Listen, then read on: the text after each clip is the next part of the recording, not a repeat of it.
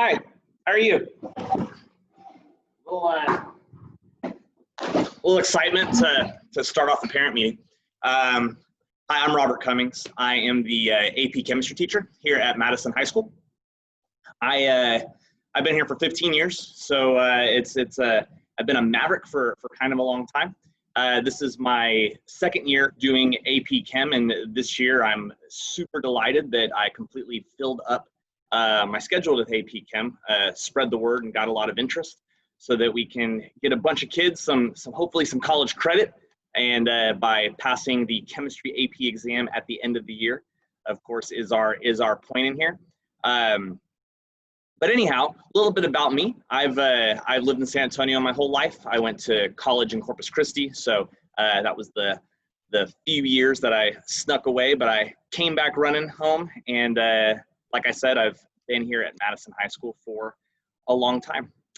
A little bit about AP Chem. It's probably the most challenging course offered at Madison in regards to the content being super abstract.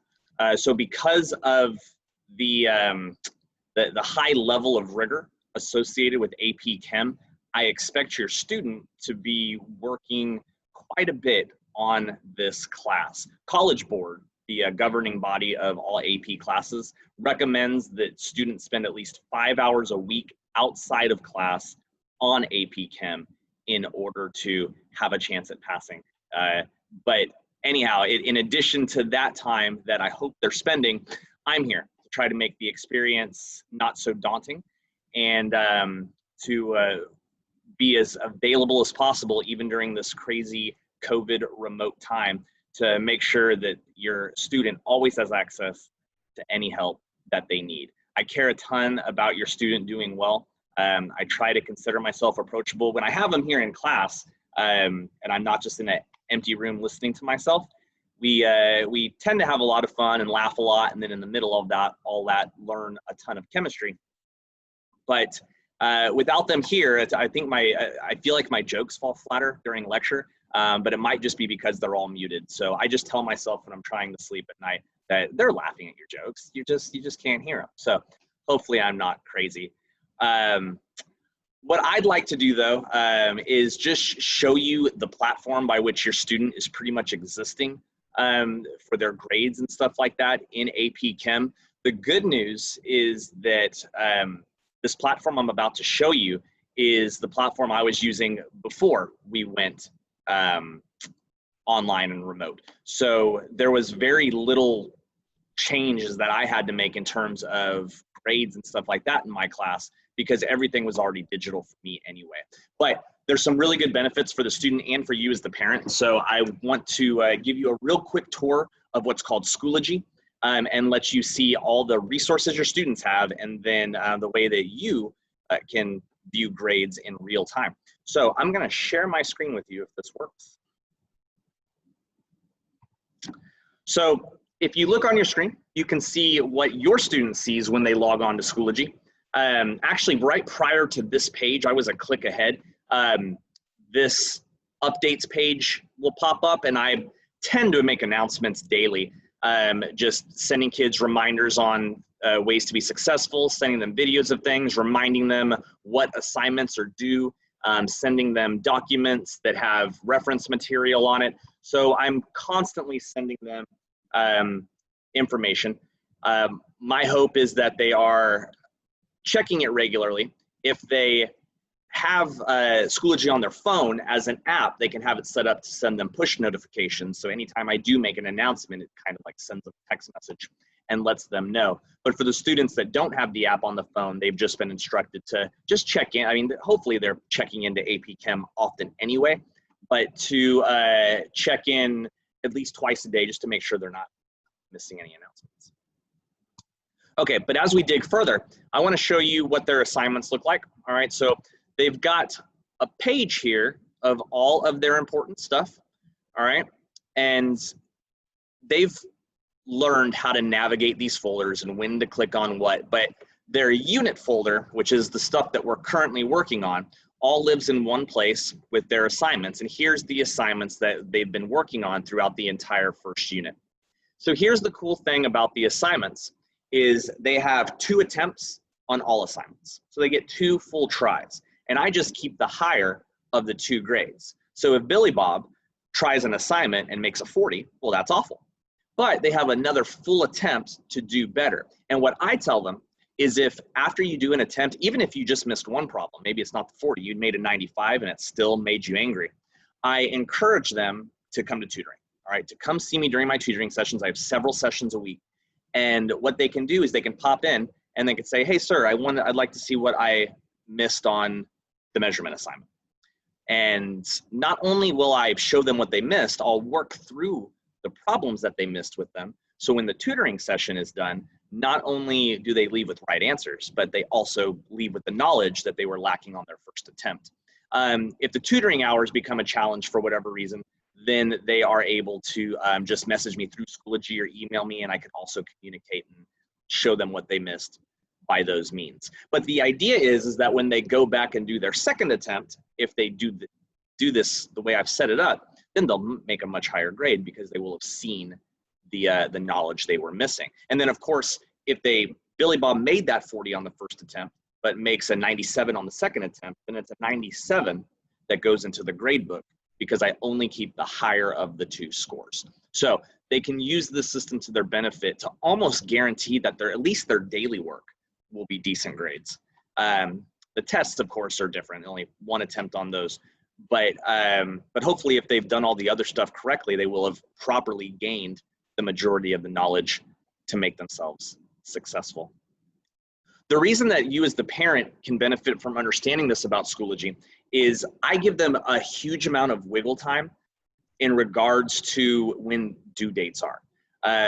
It benefits your kiddo for them to have a big cushion of time to be a young adult and figure out, what their time frame needs to be for them to complete stuff. Therefore, I make all of the assignments that are on that list I showed a moment ago, they're all due on test day.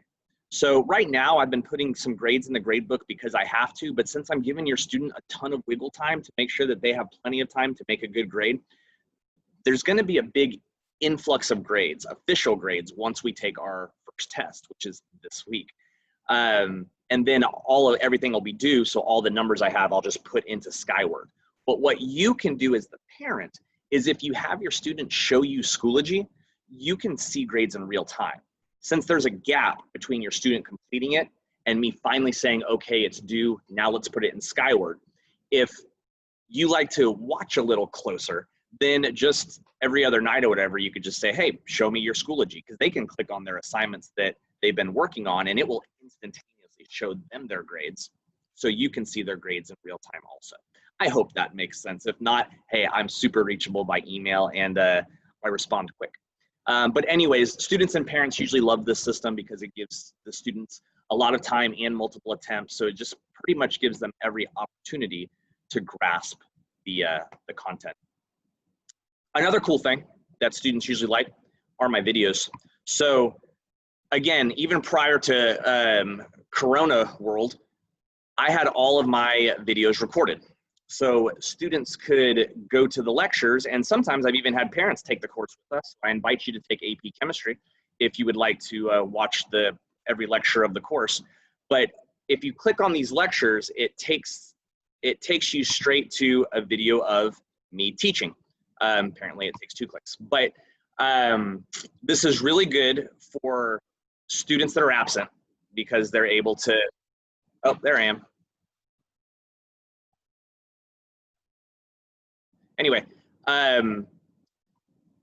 it's really good for absent students because they don't have to just try to get a quick recap of a lesson. They can watch every ounce of it from scratch. But I've also found that the videos get a lot of hits the night before exams. There's always those students that say, oh, well, this was really interesting or really easy when you taught it, but then I went home and didn't understand it. There tends to be this idea that the closer the brain is to being taught, the better the brain does on an assessment. So my videos get a lot of hits the night before exams because they're just watching the lectures one more time to try to catch any nuance that might help them get an extra right answer on an exam. So anyways, those videos for the entire school year already exist and they are available for your student. Another cool thing in terms of videos is there's an item called selected solutions. what I've done through tutoring is I have a collection of problems that are the most missed from the normal assignments. And I know that some students have trouble making tutoring hours due to extracurricular and stuff. So down at the bottom of where the videos live, there's a bunch of items called selected solutions. And if they click on that, it gives a list of some of the most missed questions from particular assignments. This is the one for measurement. But what a student can do is they can say, oh, I don't know how to answer this problem. Maybe it's in selected solutions. And if the problem started off with 6.53 times 10 to the 5th inches per second, right? That's what the question started off with. Well, they can click this, and instead of it being a lecture, it's going to be a video of me showing how to do that homework problem, and it is me doing it from start to finish.